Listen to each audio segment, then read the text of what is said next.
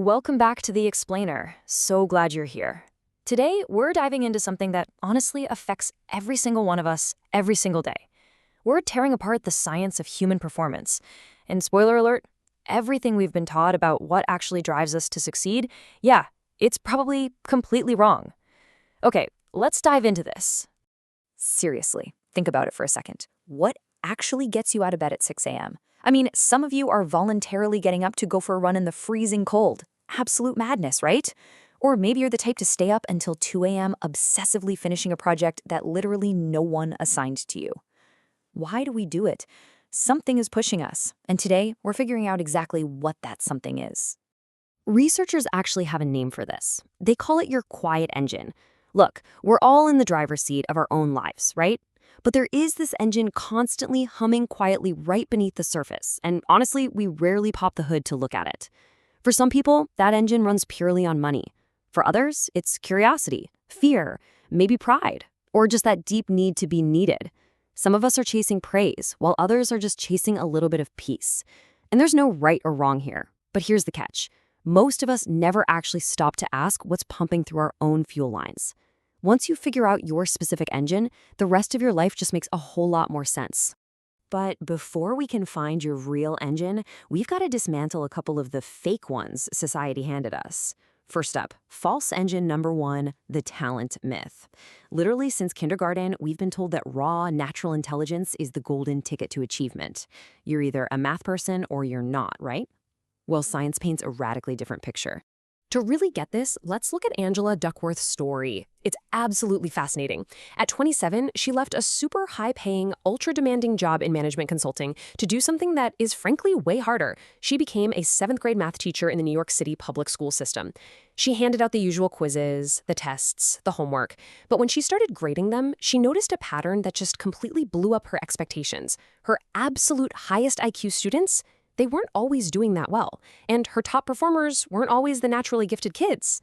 Now, what's really interesting about this slide is the stark contrast between what society expects and what actually goes down in the classroom. Duckworth realized the math she was teaching, stuff like decimals, ratios, the area of a parallelogram, yeah, it was hard, but it wasn't impossible. She became entirely convinced that if her students just applied consistent, dedicated effort, every single one of them could master it. She realized, plain and simple, hard work consistently beats out raw intelligence. This was such a light bulb moment that she actually left teaching, went to grad school, and became a psychologist just to study this. She wanted to know, empirically, who becomes successful and why. And her research pointed to one defining characteristic. It wasn't good looks, it wasn't social intelligence, it definitely wasn't IQ, it was grit. And grit is defined as passion and perseverance for long-term goals. It's sheer endurance, you guys. It's waking up and sticking with your future day in and day out. And to be clear, Duckworth and her team didn't just look at middle schoolers. They went into some of the most intense, high-pressure environments on Earth. They went to West Point to figure out which cadets would survive the brutal military training. They studied the National Spelling Bee kids. They looked at rookie teachers placed in incredibly tough neighborhoods, and even partnered with private corporations to study sales teams. And across all of these wildly different contexts, one single trait predicted success. Not family income, not how safe they felt, not SAT scores. It was grit. Every time. It all basically boils down to this one incredibly powerful analogy. Grit is living life like a marathon, not a sprint. True success is not about what you can crush in a week or a month. It's about maintaining that drive over years. Literally years. It is working really, really hard to make that future reality actually happen. But, okay, here is the absolute most counterintuitive finding from all her data. You'd probably assume that highly talented people are just naturally grittier, right? Nope. Her data actually shows that talent and grit are often totally unrelated. Sometimes they are even inversely related. Think about it. A lot of naturally gifted people just don't follow through on things because, honestly, everything's always come super easy to them. They've never actually had to build that engine of perseverance. Let's move to the next point and see how this builds, which brings us to false engine number 2, the reward paradox. So if talent isn't the magic engine, what about cash? In the business world, almost everyone assumes that financial incentives, bonuses, commissions, cold hard cash, are the ultimate way to motivate humans. But, surprise, surprise, the science proves this is dangerously flawed too. To show you what I mean, let's walk through a classic laboratory experiment by a scientist named Sam Glucksberg. It's called the candle problem. Imagine you walk into a room, I hand you a candle, a box of thumbtacks, and a book of matches. Your mission? Attach the candle to the wall so the wax doesn't drip on the table. Most people immediately try tacking the candle straight to the wall or melting the wax to glue it. Neither works.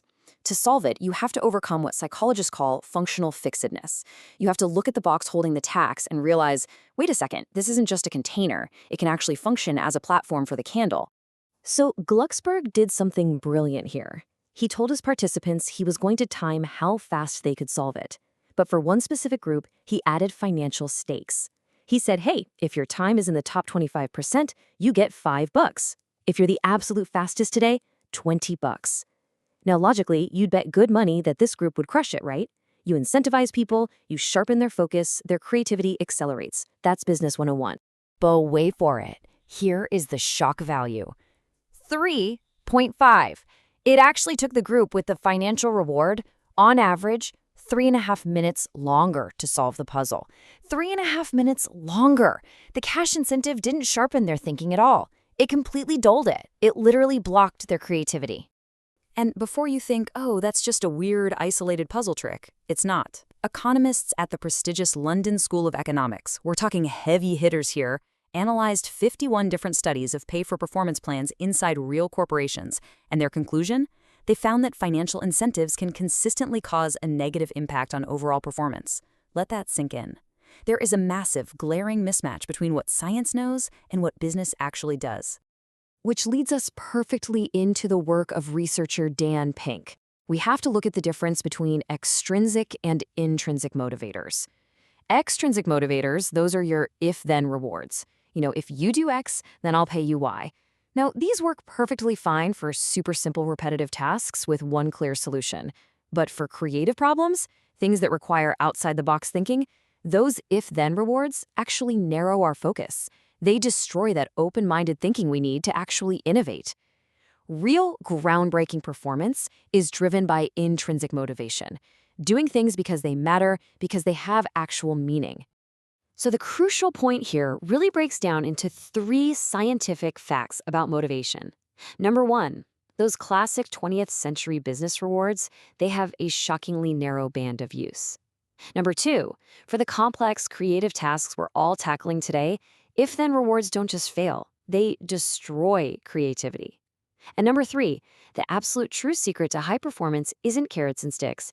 It's that unseen intrinsic drive, doing the work for the sake of the work. Okay, so if natural talent is a myth and money actually hurts creativity, how on earth do we build this intrinsic drive? How do we fuel our real engine? Well, science says the best way is through something called a growth mindset, a concept pioneered by Dr. Carol Dweck at Stanford. It's basically the deep belief that your abilities aren't fixed at birth. It's knowing that your brain physically changes and grows when you push through challenges. When people, kids or adults, doesn't matter, internalize that failure isn't permanent, they persevere, they become gritty. Why? Because they actually believe their effort is going to move the needle. And that brings us to our final thought for this explainer. We've torn down the talent myth, we've busted the reward paradox. We now know that real, lasting success is fueled by this quiet, intrinsic engine of grit and growth. So I want to leave you with this. If money were completely out of the equation, what would still drive you to do your work? What is that unseen force giving you your endurance? Seriously, finding the answer to that question might just be the most important work you ever do. Thanks so much for hanging out with me today, and I'll see you on the next one.